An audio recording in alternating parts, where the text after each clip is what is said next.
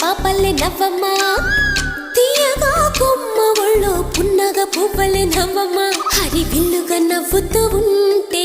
ఎండలో వెన్నెల కాయదా చిరు చల్లుగా నవ్వుతూ ఉంటే కొండైన భాగల్లే పొంగదా నూను మెత్తగా నవ్వుతూ ఉంటే ముల్లైన పువ్వల్ని తాకదా తొలి పొద్దుగా నవ్వుతూ ఉంటే రాయైన రత్నంగా మారదా